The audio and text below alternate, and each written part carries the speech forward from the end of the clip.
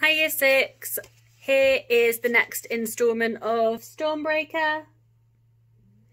It's chapter 4, hope you enjoy it. 009. For the 100th time, Alex cursed Alan Blunt using language he hadn't even realised he knew. It was almost 5 o'clock in the evening, although it could have been 5 o'clock in the morning. The sky had barely changed at all throughout the day.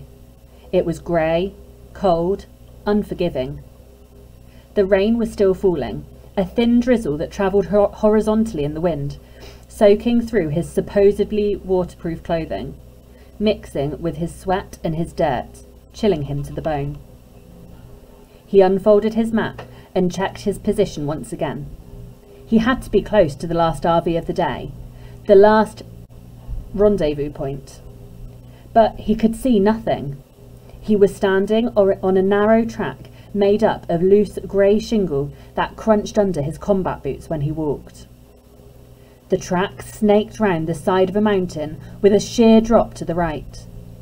He was somewhere in the Brecon Beacons, and there should have been a view, but it had been wiped out by the rain and the fading light.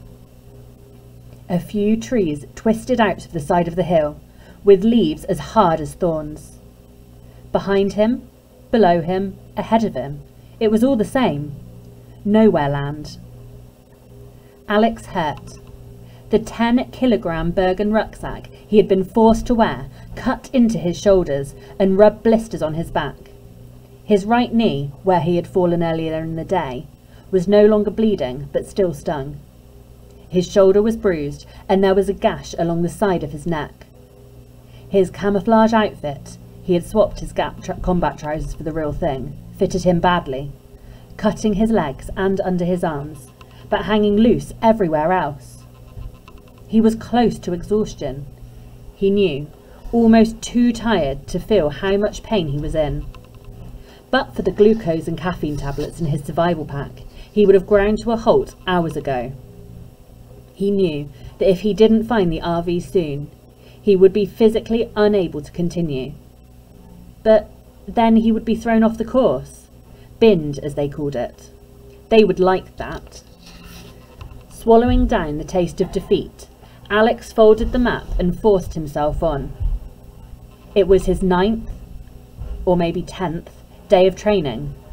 Time had begun to dissolve into itself, as shapeless as the rain. After his lunch with Alan Blunt and Mrs. Jones, he had been moved out of the manor house and into a crude wooden hut in the training camp a few miles away. There were 9 huts in total, each equipped with 4 metal beds and 4 metal lockers. A 5th had been squeezed into one of them to accommodate Alex. 2 more huts, painted a different colour, stood side by side. One of these was a kitchen and mess hall. The other contained toilets, sinks and showers, with not a single hot tap in sight. On his first day there, Alex had been introduced to his training officer, an incredibly fit black sergeant. He was the sort of man who thought he'd seen everything, until he saw Alex. And he had examined the new arrival for a long minute before he spoke. "It's not my job to ask questions," he said, "but if it was, I'd want to know what they're thinking of sending me children. Do you have any idea where you are, boy? This isn't Butland's. This isn't the Club Mediterranee." He cut the words into its 5 syllables and spat them out. "I have you for 11 days and they expect me to give you the sort of training that should take 14 weeks. That's not just mad, that's suicidal." "I didn't ask to be here," Alex had said. Suddenly, the sergeant was furious. "You don't speak to me unless I give you permission," he shouted. "And when you speak to me, you address me as Sir. Do you understand?" "Yes, sir." Alex had already decided that the man was even worse than his geography teacher. "There are 5 units operational here at the moment," the officer went on. "You're join K unit. We don't use names. I have no name. You have no name. If anyone asks what you're doing, you tell them nothing. Some of the men may be hard on you. Some of them may resent you for being here. That's too bad. You'll just have to live with it. And there's something else you'll need to know. I can't make allowances for you. And there's something else you need to know. I can make allowances for you. You're a boy, not a man. But if you complain, you'll be binned. If you cry, you'll be binned. And if you can't keep up, you'll be binned. Between you and me, boy, this is a mistake and I want to bin you. After that, Alex joined K Unit. As the sergeant had predicted, they weren't exactly overjoyed to see him.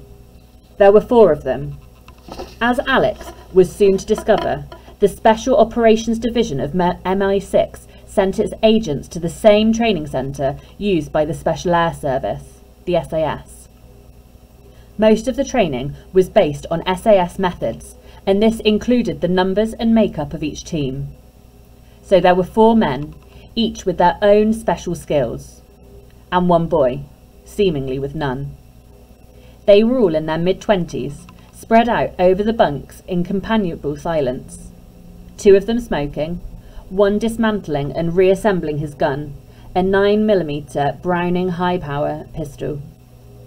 Each of them had been given a code name: Wolf, Fox, Eagle and Snake. From now on, Alex would be known as Cub. The leader, Wolf, was the one with the gun. He was short and muscular, with square shoulders and black, close-cropped hair. He had a handsome face, made slightly uneven by his nose, which had been broken at some point in the past. He was the first to speak. Putting the gun down, he examined Alex with cold, dark grey eyes.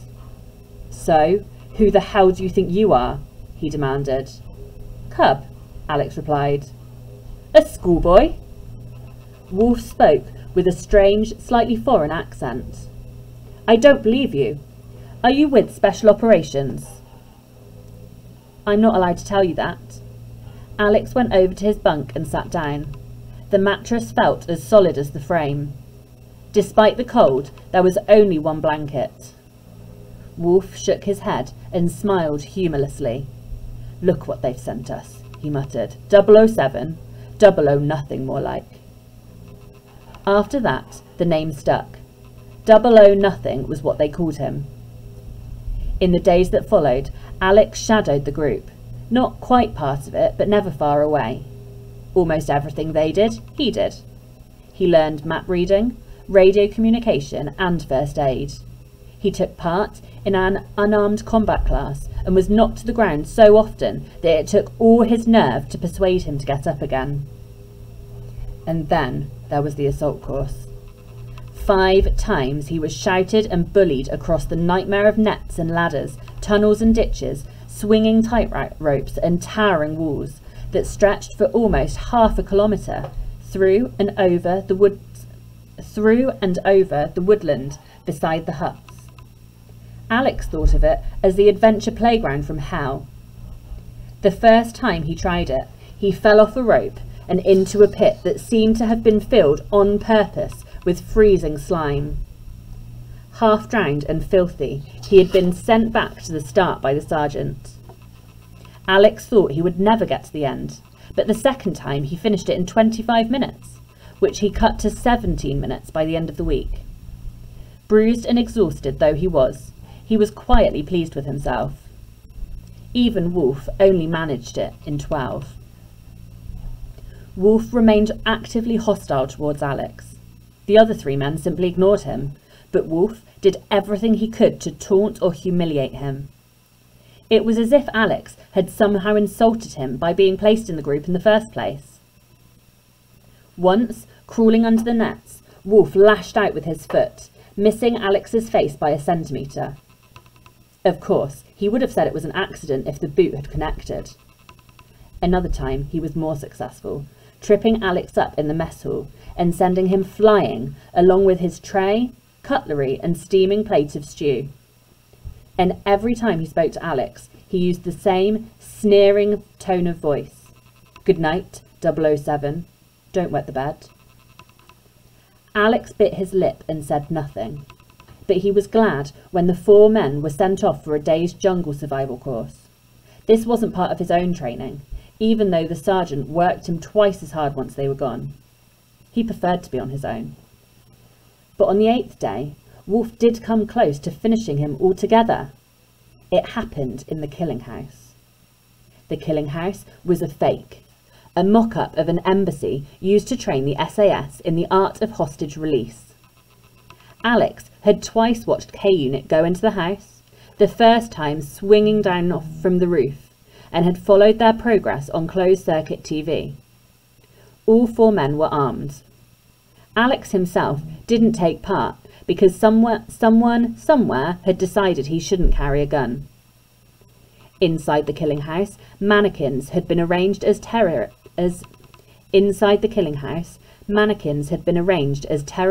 and hostages.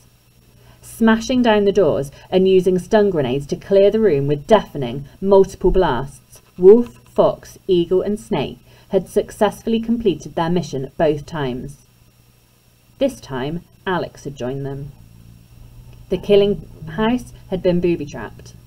They weren't told how. All 5 were unarmed. Their job was simply to get from one end of the house to the other without being killed. They almost made it. In the first room, made up to look like a huge dining room, they found the pressure pads under the carpet and the infrared beams across the door. For Alex, it was an eerie experience, tiptoeing behind the other 4 men, watching as they dismantled the 2 devices, using cigarette smoke to expose the otherwise invisible beams. It was strange to be afraid of everything, and yet see nothing. In the hallway, there was a motion detector. Which would have activated a machine gun. Alex assumed it was loaded with blanks, behind a Japanese screen. The 3rd room was empty. The 4th was a living room with the exit, a set of French windows, on the other side. There was a tripwire, barely thicker than a human hair, running the entire width of the room, and the French doors were alarmed. While Snake dealt with the alarm, Fox and Eagle prepared to neutralise the tripwire, unclipping an electronic circuit board and a variety of tools from their belt. Wolf stopped them. "Leave it, we're out of here." At the same moment, Snake signalled. He had deactivated the alarm. The French windows were open. Snake was the first out, then Fox and Eagle. Alex would have been the last to leave the room, but just as he reached the exit, he found Wolf blocking his way. "Tough luck, 00 Wolf said. His voice was soft, almost kind. The next thing Alex knew, the heel of Wolf's palm had rammed into his chest, pushing him back with astonishing force. Taken by surprise, he lost his balance and fell, remembered the tripwire and tried to twist his body to avoid it. But it was hopeless. His flailing left hand caught the wire. He actually felt it against his wrist. He hit the floor, pulling the wire with him. And then the HRT stun grenade has been used frequently by the SAS. It's a small device filled with a mixture of magnesium powder and mercury fulminate. When the tripwire activated the grenade, the mercury exploded at once, not just deafening Alex, but shuddering through him as if it could rip out his heart. At the same time, the magnesium ignited and burned for a full 10 seconds. The light was so blinding that even closing his eyes made no difference. Alex lay there with his face against the hard wooden floor, his hands scrabbling against his head, unable to move, waiting for it to end. But even then it wasn't over. When the magnesium finally burned out, it was as if all the light had burned out with it. Alex stumbled to his feet, unable to see or hear, not even sure anymore where he was. He felt sick to his stomach. The room swayed around him. The heavy smell of chemicals hung in the air. 10 minutes later, he staggered out into the open. Wolf was waiting for him with the others, his face blank, and Alex realised he must have slipped.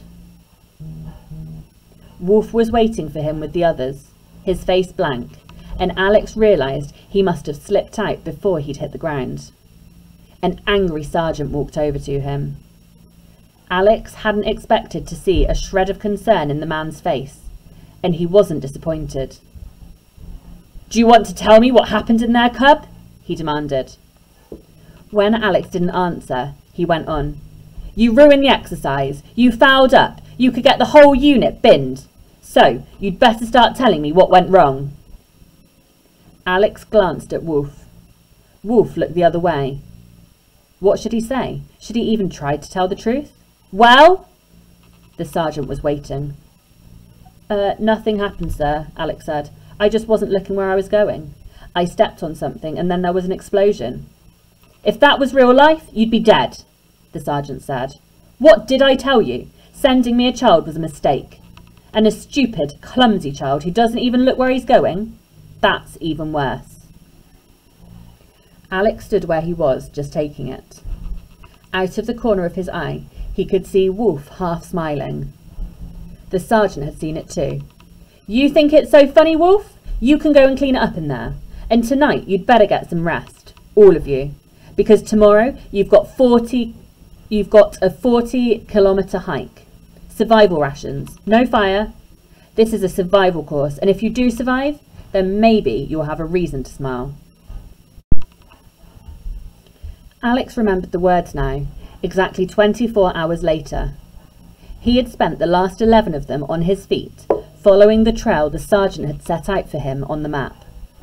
The exercise had begun at 6 o'clock in the morning, after a grey-lit breakfast of sausages and beans. Wolf and the others had disappeared into the distance ahead of him a long time ago, even though they'd been given 25-kilogram rucksacks to carry. They had also been given only 8 hours to complete the course.